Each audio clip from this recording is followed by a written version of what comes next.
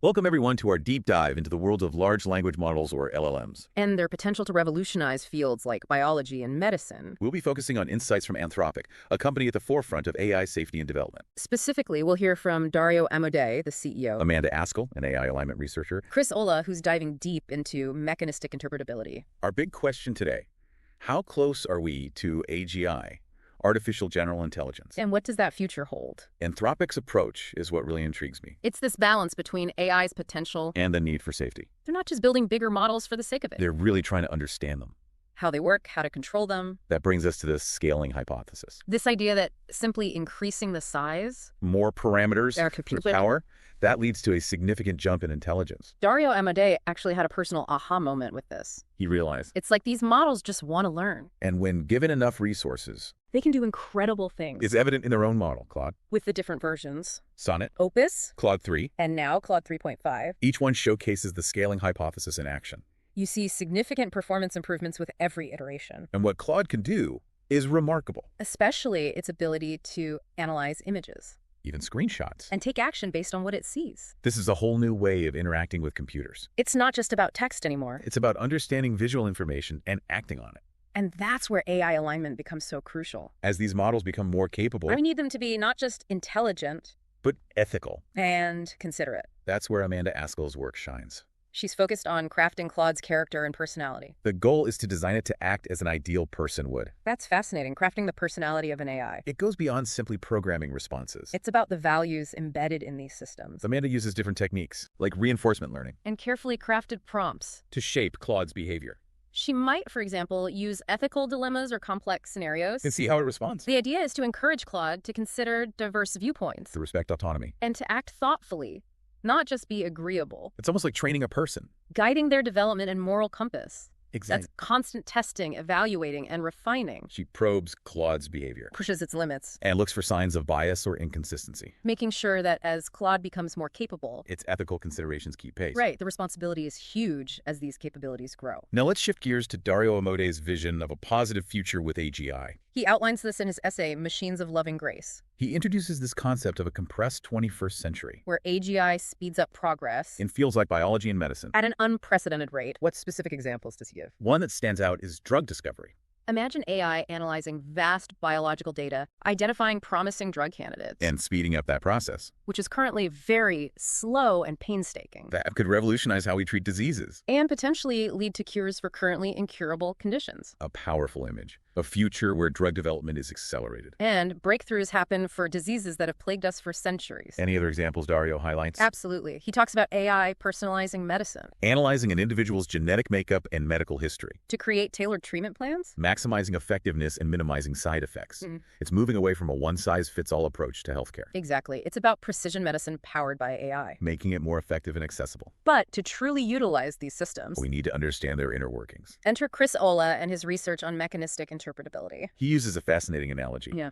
We've grown these AI models like organisms. Not program them line by line. So to control and utilize them, We need to understand their why. not just the what, It's like understanding the complexities of the human brain, not just observing behavior, but mapping the neural pathways. understanding the processes behind thought and action. Chris breaks down AI models into features and circuits, Features being the building blocks of information. like edges in an image or patterns in text, And circuits are the connections between those features. allowing the model to make decisions So we're identifying the components of this complex machine. and understanding how they interact to produce a specific outcome. A concrete example of this in practice. The Donald Trump neuron. Okay. Chris found certain neurons in AI model, Became highly activated when shown images of Donald Trump. suggesting they specialized in recognizing that concept. So the AI is developing its own internal representation of the world. You could say that, similar to how humans categorize information. Are there other neurons for other concepts? Researchers have found them for all sorts of concepts. Cats, cars, and so on. What's remarkable is that similar features and circuits appear not just in different AI models, But also in biological brains. suggesting there might be fundamental principles of intelligence at play Truly mind-blowing to think about those shared structures. across artificial and biological systems. This opens up a whole new avenue of research, doesn't it? Absolutely. It could impact both our understanding of the human brain And the development of more advanced AI. It's a rapidly evolving field. And the more we understand these inner workings, The better we can harness this power. safely and effectively, It's a fascinating discussion. we've only just scratched the surface. And building on all of that, one of the most thought-provoking things Dario suggests Yeah. is that we could see AGI emerge Oh, wow. as early as 2026 or 2027. Those timelines are pretty startling. Yeah. Does he acknowledge any potential roadblocks to achieving AGI in that time frame? He does. He's very clear that there are significant uncertainties Right. and potential obstacles. Sure. We might encounter limitations with data, compute power, or even our current understanding of how to build these systems. That's a crucial point to consider. Yeah. It's moving incredibly fast. Right.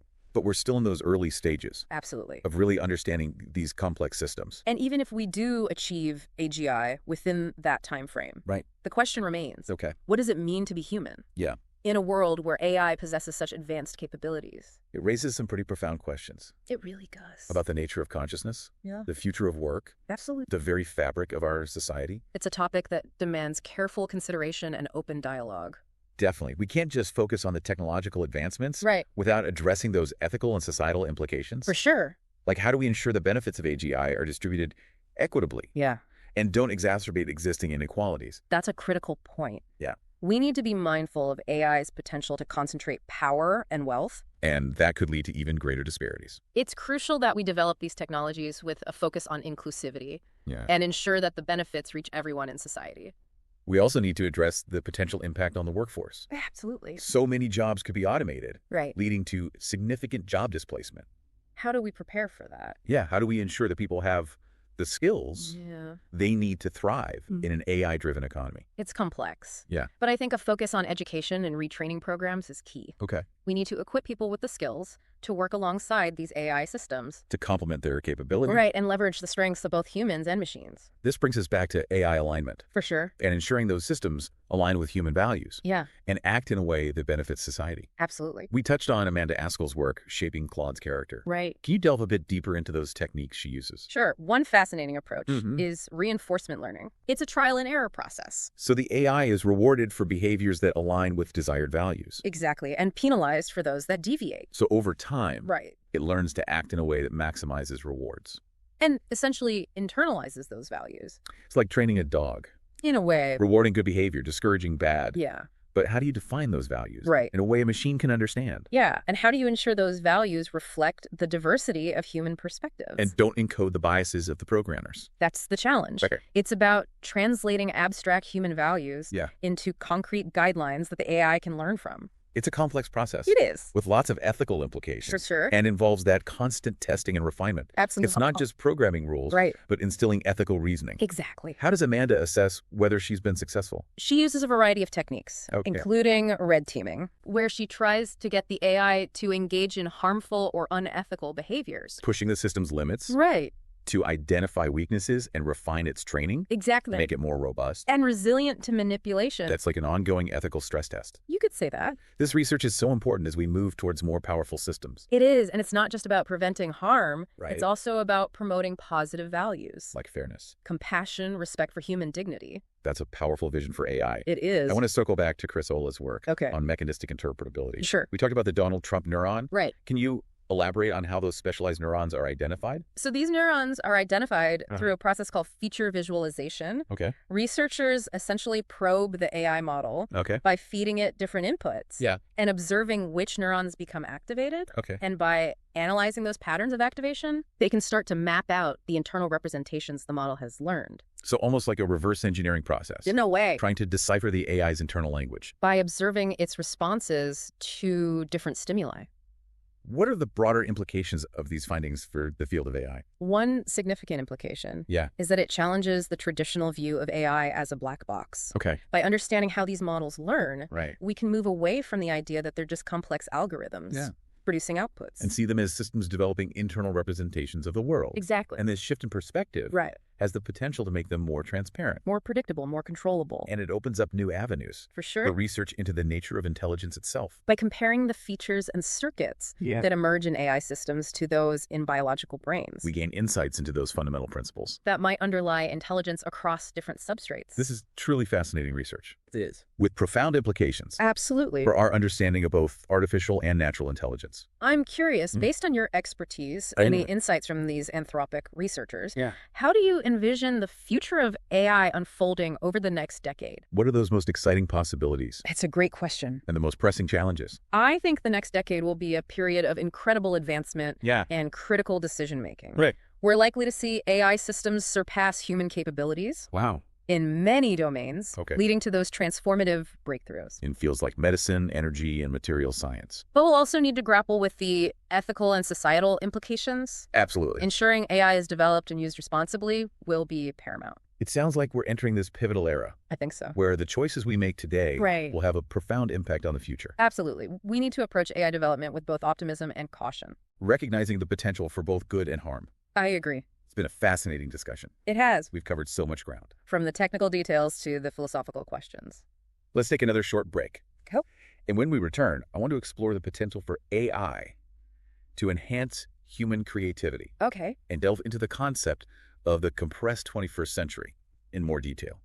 We've talked about AI revolutionizing fields like medicine. And accelerating scientific discovery. But what about AI's impact on human creativity? Right. Some fear it'll make artists, musicians, and writers obsolete. Do you share those concerns? I think it's a bit more nuanced than that. Okay. AI can mimic certain aspects of human creativity, Yeah.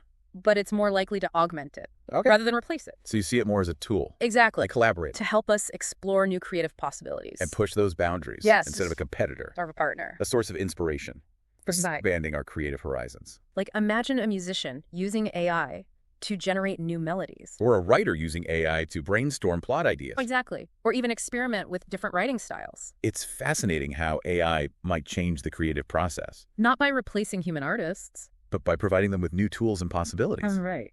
This brings us back to Dario Amade's compressed 21st century. Yes. What does he mean by that? He envisions a future where AGI accelerates progress Yeah. at an unprecedented rate. In every field. Virtually every field. Wow. What might have taken decades or centuries, Could happen in years. or even months. It's a lot to take in. It is. Like compressing a century's worth of progress. into a much shorter time frame. Such rapid change would bring challenges, wouldn't it? Absolutely. That's one of the key questions we need to address. How do we prepare for that future? Education and adaptability will be key. Okay. We need education systems that foster critical thinking Problem solving. and lifelong learning. Preparing for a world where jobs and skills are constantly evolving. Exactly. It also raises questions about wealth and resource distribution.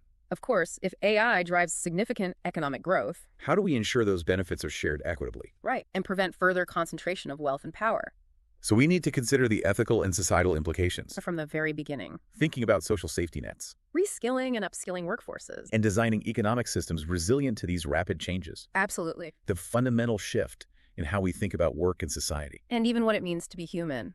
As we conclude our deep dive, Yeah. what key takeaway would you leave our listeners with? AI is a powerful tool. Like any tool. It can be used for good or bad. Right. The future of AI is not predetermined. We shape it By engaging in thoughtful discussions, considering the ethical implications, and prioritizing those human values. we can harness AI's power to benefit all of humanity. Thank you for sharing your expertise. It's been my pleasure. This has been a fascinating exploration. Of a topic that will continue to captivate and challenge us, To our listeners, we encourage you to delve deeper explore the resources we've mentioned. and join the conversation about the future of AI It's a conversation that will shape the world we live in, and deserves our full attention. and participation